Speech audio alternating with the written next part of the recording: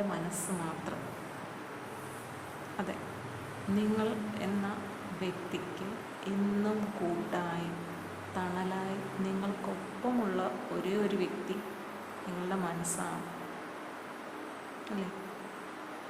നിങ്ങളുടെ എല്ലാ ചിന്തകളും, എല്ലാ പ്രവൃത്തികളും, എല്ലാ സങ്കടങ്ങളും, എല്ലാ സന്തോഷങ്ങളും ഓരോ നിമിഷവും കണ്ടുകൊണ്ടിരിക്കുന്ന, അറിഞ്ഞുകൊണ്ടിരിക്കുന്ന ആൾ തന്നെയാണ് നിങ്ങളുടെ മനസ്സ് അല്ലേ?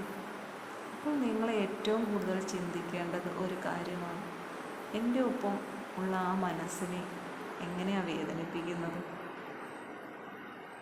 അതുകൊണ്ട് ഞാൻ എൻ്റെ മനസ്സിന് ഏറ്റവും സന്തോഷം നൽകുന്ന കാര്യങ്ങൾ മാത്രം ചെയ്യണം. മറ്റാരും എൻ്റെ കൂടെ ഇല്ല എന്നല്ല, എല്ലാവരും ഉണ്ടെങ്കിലും അവർക്കും ഉണ്ട് മനസ്സ്. അവരുടെ മനസ്സെന്താണെന്ന് നമുക്കും അറിയില്ല. അപ്പം നമ്മളുടെ മനസ്സിനെ അറിയേണ്ടത് നമ്മളുടെ ഉത്തരവാദിത്തമാണ്. ആ മനസ്സിന് വേണ്ട നല്ല കാര്യങ്ങൾ നമ്മൾ നമ്മളുടെ ആവശ്യത്തിന് ഭക്ഷണം കഴിക്കുന്നു, മനസ്സിന് അതുപോലെ ഭക്ഷണമായിട്ട് എന്തൊക്കെ കൊടുക്കാൻ പറ്റും? നല്ല നല്ല ഭക്ഷണങ്ങൾ, ഇതാണ് നല്ല നല്ല ചിന്തകൾ, നല്ല നല്ല പ്രവർത്തികൾ. ചിലത് നമുക്ക് ചെയ്യാൻ പറ്റുകയില്ല, നമ്മുടെ മനസ്സ് അപ്പോഴും മനസ്സിനെ പറയുന്നുള്ളൂ, മനസ്സനുവദിക്കില്ല എന്ന് പറയും. എങ്കിലും ചിന്തകളിലൂടെ നമുക്ക് കുറേയൊക്കെ നമ്മുടെ മനസ്സിന് സന്തോഷം നൽകാൻ പറ്റും. ചിന്തിക്കാൻ നമുക്ക് ഒരു ആളുടെയും ആവശ്യമില്ല.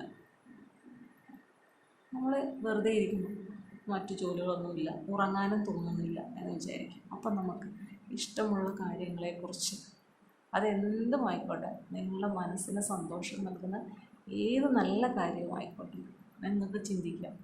അതിൻ്റെ അങ്ങേയറ്റം വരെ ചിന്തിക്കാം. കാരണം നിങ്ങളുടെ മനസ്സിൽ എന്താണ് ചിന്തിക്കുന്നതെന്ന് ഒരിക്കലും മറ്റൊരാൾക്ക് അറിയാൻ പറ്റില്ല. അപ്പം പിന്നെ നിങ്ങൾക്ക് ഇഷ്ടമുള്ളത് ചിന്തിക്കാം. നിങ്ങളുടെ മനസ്സ് ഹാപ്പി ആയിരുന്നാൽ മാത്രം മതി.